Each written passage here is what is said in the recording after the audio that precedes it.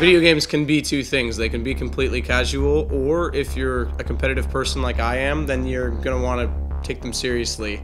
And that's sort of how esports all came about. It was the need for competition and the will for people to beat each other. Eventually, at some point, people started putting tournaments together that have grown now into massive professional organizations with big prize money on the line, simply to see who's the best. And that's the same with any sport. That's how they all develop. Sportul electronic a ajuns la nivelul unde toată lumea implicată se organizează fix ca la un sport. Există jucători, există antrenori, există manageri, există cluburi profesioniste, există turnee, există campionate mondiale.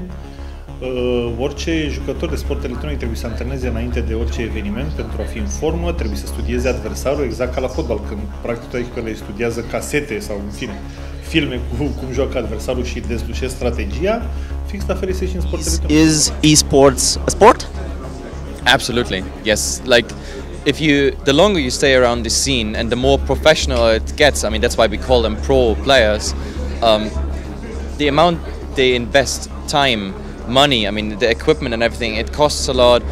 Traveling around costs, the sponsor putting a lot of money into it, but also the players. Everybody thinks they're just some friends sitting together playing PC, but they're actually training, rewatching their games, trying to do meticulously small things in Counter-Strike, like in what angle your grenade is flying and stuff. It's sometimes rocket science, as we say, and that's what makes a pro player, analyzing yourself, becoming better than anyone else. Esport is electronic sport, and it depends on your definition. I'll be the first to admit it. If you think something like poker is a sport or darts is a sport, then esports are definitely a sport. It's the psychological aspect. In the physical, yes, obviously you're sitting at a computer. I would actually say the dexterity and the coordination involved is more of like a musician, a piano player who's constantly using his fingers, both of them simultaneously. That's a little more along the lines of what it is in terms of physicality, but there's been tests done. There was a UK company, I don't remember the company's name, that did a psychological test comparing the thought process of esport players to athletes, and they were actually very similar. The teamwork involved, the decision making, the thought processes involved, they're split-second decisions, reaction-based decisions, no different than goaltender makes in soccer when the ball's coming at him, or a defender has to make, or a pass needs to be made, or a shot here. It's the same type of decision making.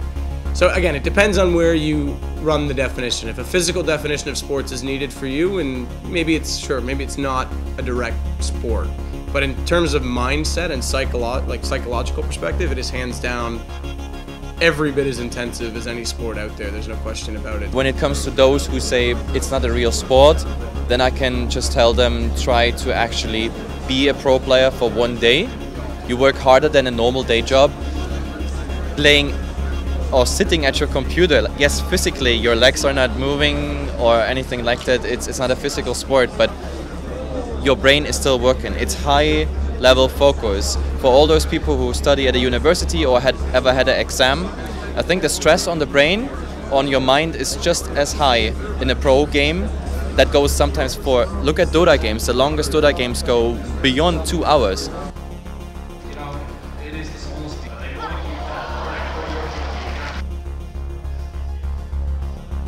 S-au schimbat foarte multe. Noi am început să facem DreamHack în București în 2012, în Turbo Hale, unde am avut 1000 și ceva de oameni, și am ajuns la un eveniment astăzi care are premii de aproape $300.000 în sala polivalentă, care e un mai mare, e arhiplină. Avem aproape toate jocurile, de fapt toate jocurile mari sunt reprezentate aici ca și competiții. It's going to grow.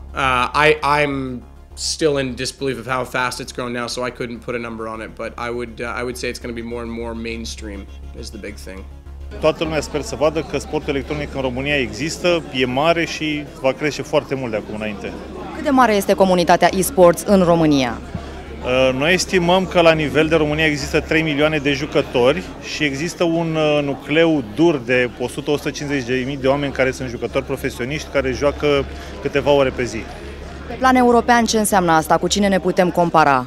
Pe plan european, cred că există doar trei țări mai mari ca noi.